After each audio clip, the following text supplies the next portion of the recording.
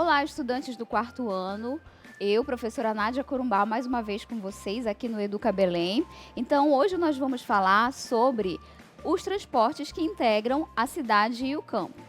Observem aqui, professores e estudantes, peguem caderno e caneta e anotem o que vai aparecer no slide para vocês agora. Habilidade EF04, GE08, descrever e discutir o processo de produção, abre parênteses, transformação de matérias-primas, circulação e consumo de diferentes produtos. EF04, GE04, reconhecer especificidade e analisar a interdependência do campo e da cidade, considerando fluxos econômicos de informações, de ideias e de pessoas. Nossa unidade temática hoje será o mundo do trabalho. Agora nós vamos observar uma imagem que está aí no livro didático de vocês do quarto ano, aquele livro lá da Garcia, o Vamos Aprender. Observem agora na tela. Bom dia, Alberto. Gostaria de comprar alguns produtos para abastecer meu mercado. Você pode trazer, por favor, alface, tomate, batata e ovos? Bom dia, Rubens. Vou anotar seu pedido e levo os produtos para você até o final da tarde. De que forma as imagens observadas exemplificam a integração entre o campo e a cidade? Bom, nós podemos observar aqui que os nossos personagens estão usando um meio de comunicação para poderem estabelecer essa compra, né? Essa mercadoria chegar até a cidade. Vamos lá, pessoal. Vamos caminhando. Agora nós vamos falar um pouco sobre como esses meios de transporte têm sido tão importantes para esse fluxo de pessoas, de mercadorias na cidade. Observem aqui o slide. Temos aqui alguns meios de transporte aquático, terrestre, aéreo, né? Representado pelo barco, trem, ônibus, carro, helicóptero, avião. Observem só, as vias e os meios de transporte e de comunicação são de grande importância para a integração entre o espaço rural e o espaço urbano. Eles possibilitam a circulação de produtos, serviços, informações e o deslocamento de pessoas. Está lá na página 141 do livro do quarto ano. Observem agora quem foi esse tal de Irineu. Ele foi o pioneiro da industrialização no Brasil no século XIX. Aqui a imagem dele, ó. Já tinha a dica no vídeo. É o Barão de Mauá. Em 30 de abril de 1854, nasceu a primeira ferrovia do país, a Companhia de Estrada de Ferro, ligando o Porto Mauá, na Baía de Guanabara, à encosta da Serra da Estrela. No mesmo dia, Dom Pedro concedeu-lhe o título de Barão de Mauá. Segundo Oliveira, aqui tem a imagem da construção da estrada, né, da ferrovia Dom Pedro II. Nós vimos um personagem do passado, o Barão de Mauá, que foi o prepulsor, né, da construção de ferrovias do nosso país. Agora eu vou falar para vocês de um personagem do presente que tem sido responsável por umas obras bem importantes no país. É o ministro da Infraestrutura. Vocês sabem quem é esse ministro? Observem aqui a tela. Tarcísio Gomes de Freitas é formado em Engenharia Civil pelo Instituto Militar de Engenharia, o IME, e atuou como engenheiro na Companhia de Engenharia Brasileira na Missão de Paz do Haiti. Segundo ele, abre aspas, a recomendação é resolver os problemas de logística, entregar projetos, gerar desenvolvimento, emprego, então caminhar muito em conjunto com aquela pauta, que hoje é o Programa de Parcerias e Investimentos, o PIP, e resolver os problemas que são aqueles sabidos da infraestrutura nacional, que acabam onerando. O que é onerar? É trazer mais custo para o produtor, segundo Freitas em 2018. Vamos falar agora sobre os meios de transporte rodoviário. Temos aqui ó, alguns modais, através do ônibus, caminhão. Então, olha só.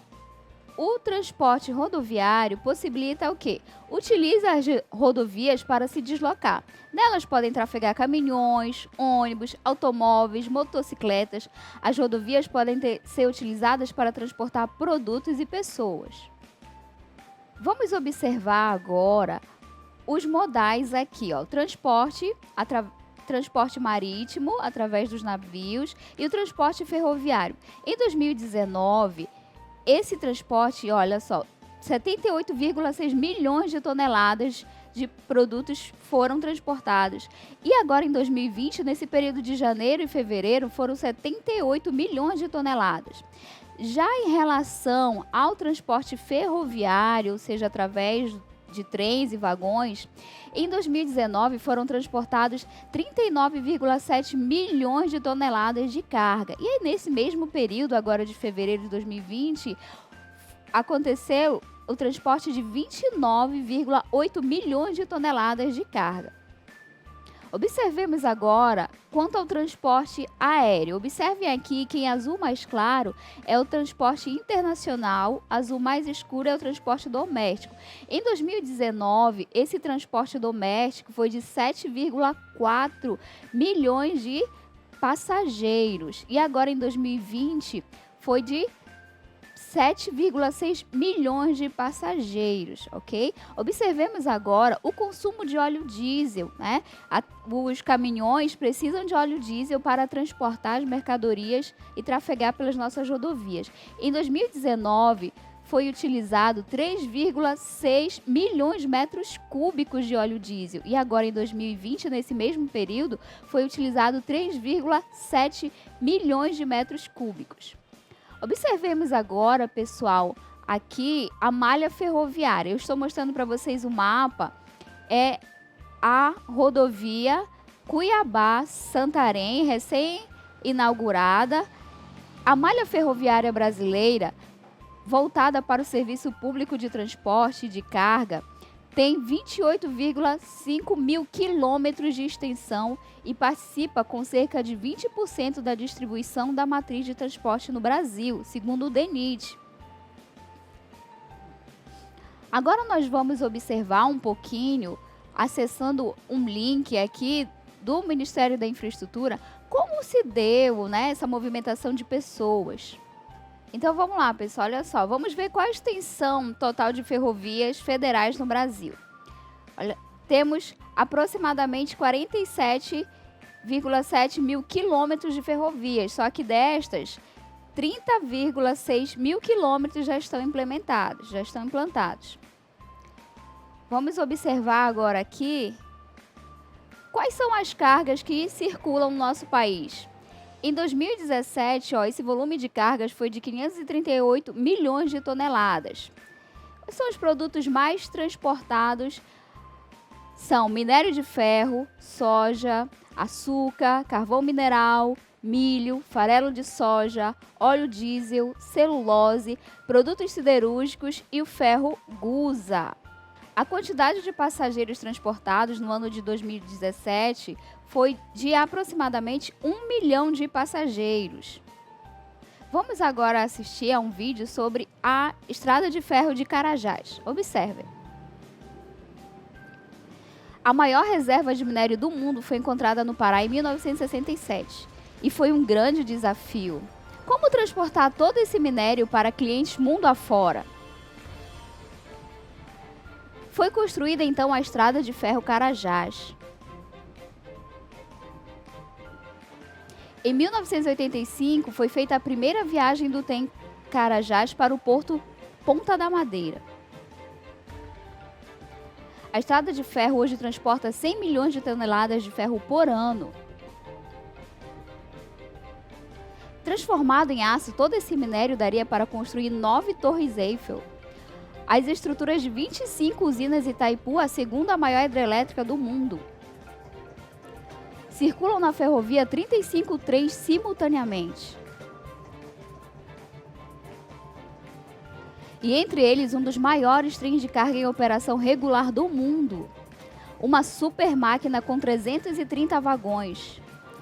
É mais de 3 quilômetros de extensão. Número equivalente a 1.000 caminhões carregados.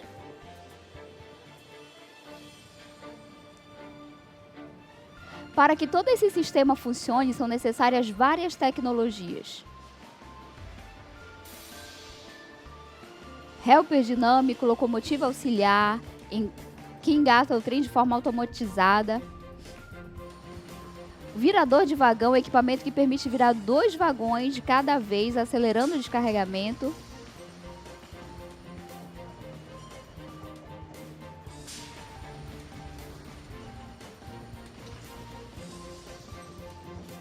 O Locotrol, que é um sistema de radiofrequência que controla a aceleração dos freios dos 330 vagões. O centro de controle de operações é o coração da ferrovia. O monitoramento é feito por 45 profissionais dia e noite. Por inovar em tecnologia, por ser a pioneira no transporte de minérios, pela economia de materiais e combustível, pelo controle e pela segurança, a Estrada de Ferro foi eleita em 2012 a mais eficiente do Brasil. Agora nós vamos falar, pessoal, sobre o transporte, o modal aquático, o transporte hidroviário. Nós vamos observar aqui na tela. Olha só, aqui no Pará nós temos portos fluviais. Temos o Porto de Almeirim, Altamira, Gurupá, Itaituba, Juruti, Monte Alegre, Óbidos, Oriximiná, Porto de Mós, Prainha, Senador José Porfírio e Vitória do Xingu. Existem 33 portos públicos organizados no país. Nessa categoria, encontram-se os portos com a administração exercida pela União, ou seja, pela esfera federal. No caso das companhias das docas, ou delegadas a municípios, estados ou consórcios públicos, segundo o Ministério da Infraestrutura. Os portos públicos administrados por Companhia das Docas são 17 no Brasil. No Pará, há 3, o Porto de Vila do Conde, o Porto de Belém e o Porto de Santarém. Nós temos aqui na tela a imagem do Porto de Belém. Agora nós vamos assistir a um vídeo, pessoal. Brasil, um país com dimensões continentais. São 7.400 quilômetros de costa marítima, além de aproximadamente 1.600 quilômetros de trajeto navegável pelo Rio Amazonas até Manaus. Aproximadamente 70% da população está concentrada no litoral, em uma faixa de cerca de 200 quilômetros ao longo da costa. Todas essas condições são favoráveis para que a navegação de cabotagem seja um meio de transporte adequado à realidade brasileira. Mas antes de avançarmos, você sabe o que é cabotagem? Cabotagem é a navegação entre portos de um mesmo país, em que o barco ou navio não se afastam da costa. Ou seja, produtos podem ser transportados, por exemplo, do Porto de Santos até o Porto de Recife. A cabotagem se mostrou um modelo de transporte mais eficiente, principalmente para distâncias superiores a 1.500 quilômetros, em função de sua economia energética, menor custo de infraestrutura e maior segurança da carga. Essa modalidade de transporte ajuda a reduzir os custos logísticos da produção industrial brasileira, além de aumentar a eficiência do transporte de carga e diminuir danos ambientais. Para vocês terem uma noção, de acordo com cálculos realizados pelo TCU, o frete rodoviário de Manaus até São Paulo apresenta um custo 83% maior do que se fosse feito por cabotagem.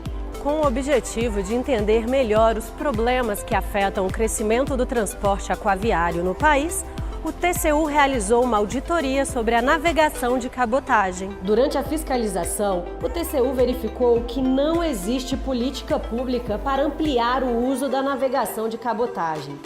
Também não há estímulos para o desenvolvimento do transporte multimodal de cargas, que é aquele em que são utilizadas 2 ou mais modalidades de transportes. Entre outros achados da fiscalização, foi verificado que o mercado brasileiro é altamente concentrado, com poucas empresas participando, e que os navios brasileiros pagam mais caro no combustível do que os estrangeiros. Para colaborar com uma mudança no setor e com a melhoria da competitividade da produção nacional, o TCU fez diversas determinações e recomendações aos órgãos competentes. Nós acabamos de observar essa moça falando, o TCU é o Tribunal de Contas da União. Ela falou em políticas públicas, que são medidas que o governo toma, ações, para que consiga efetuar os direitos das pessoas e também garantir esse transporte de mercadorias. Agora nós vamos continuar a nossa aula. Brasil. Vamos à hora do exercício, pessoal. Observem aqui na tela. Qual a quantidade de aeroportos que existe no Brasil? Quantos são administrados pela Infraero? Qual foi a movimentação de passageiros nos aeroportos brasileiros, considerando os voos domésticos e internacionais? Então, vamos lá? Olha só, ao todo no Brasil tem 2.545 aeródromos registrados pela Agência Nacional de Aviação Civil, a ANAC, sendo 1.966 privados e 579 públicos. A Infraero administra 52 terminais, sendo 15 aqui na região norte, 15 na região nordeste, 5 no centro-oeste, 10 no sudeste e 8 no sul. E a movimentação de passageiros, lá no ano de 2017, foi de 112 milhões de pessoas, entre os voos domésticos e internacionais. Agora, aqui a gente chega ao final da nossa aula, pessoal. Acompanhem no livro didático de vocês o capítulo que ele fala sobre os meios de transporte, tá? E observem aqui as nossas referências. Nós tiramos referências do DENIT, do Ministério da Infraestrutura, da Agência Brasil, do Tribunal de Contas, da Oliveira Catarina, do Pará também. Tiramos da Agência Pará algumas informações. A Estrada de Ferro Carajás, no site, descrito aqui na tela. E também algumas informações no site do Mundo da Educação. Bom, pessoal, até a nossa próxima aula. Tchau!